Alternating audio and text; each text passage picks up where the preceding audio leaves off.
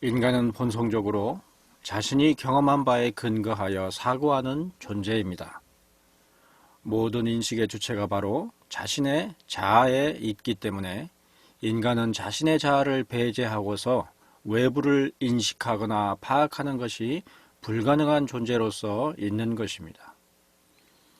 그러므로 그런 인간이 자신의 경험에 근거하여 사고하고 판단하는 것은 지극히 자연스러운 현상이라 할 수가 있을 것입니다. 한편 그처럼 자신의 자아를 근거로 외부를 인식하여 생각하고 판단하는 인간은 육체적인 본성으로서보다는 정신적인 존재로서 모든 외부 세계를 인지하고 판단하곤 합니다. 얼핏 경험이라는 것은 인간의 육체적 감각, 즉 시각과 청각, 촉각과 후각 등의 육체적인 감지 능력에 의해 파악한 정보들의 종합인 것 같지만 실은 그보다는 정신적인 존재로서의 자아 가운데서 감지된 정보들을 분석하고 파악하여 정리하는 일련의 과정들을 통해 사고하는 것이죠. 지금 이 글을 읽고 생각하는 주체는 나의 육체입니까? 아니면 정신입니까? 아마도 그 둘을 완전히 분리해서는 결코 대답할 수 없는 것이 나의 상태일 것입니다. 육체가 없이는 감각하지 못하며 정신이 없이는 감각한 것들의 의미를 이해하지 못하니 육체와 정신을 각기 분리해서는 결코 사고력 있는 인간이라 말할 수가 없는 것이죠. 그런데 죽음과 관련한 우리들의 인식은 대부분 육체에 속하는 것들입니다. 즉, 육체적 죽음의 이미지나 정보들이 대부분인 것이죠. 반면에 정신에 관해서는 심지어 전혀 죽음이 적용되지 않기까지 하는데 정신은 육체적 죽음 이후에도 소멸하지 않을 것이라는 인식이 보편적으로 자리하고 있는 것입니다. 이를 가리켜 영혼이라 칭하지요. 그런 영혼은 육체적인 죽음 이후에도 여전히 존재한다는 점에서 정신적으로는 죽음이라는 것이 결코 실제하지 않는 것이라고 말할 수 있겠습니다.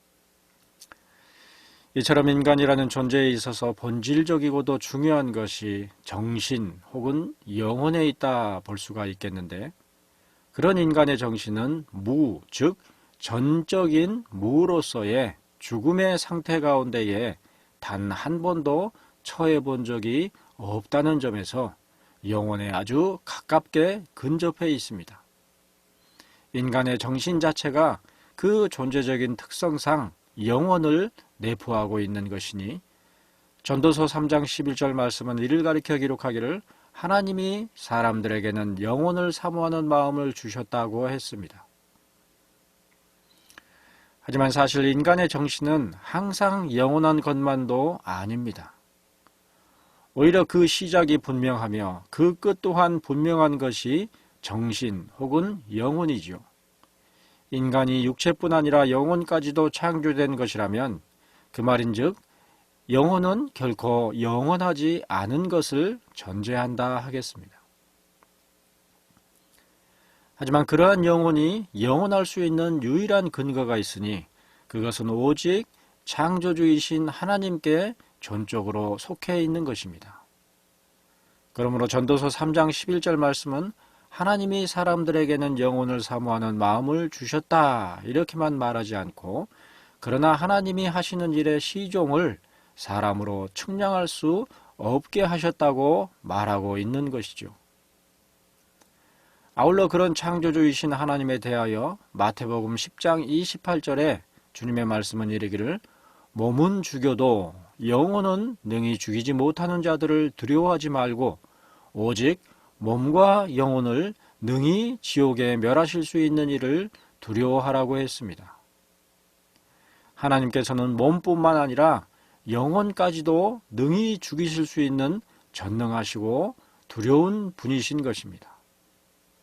그리고 그러한 말씀은 인간에게 있어 본질적이고 중요한 것이 육체가 아니라 정신 혹은 영혼이라는 사실을 전제하고 있다 하겠습니다.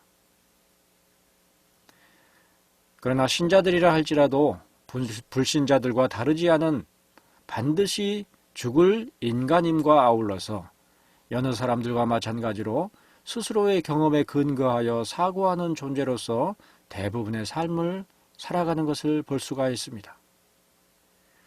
그리고 그러한 경험의 거의 대부분은 육체적인 감각들에 의한 것이라는 점에서 고스란히 육신의 삶이며 그러므로 항상 유한한 삶으로서 살아가고 있는 것을 볼 수가 있죠.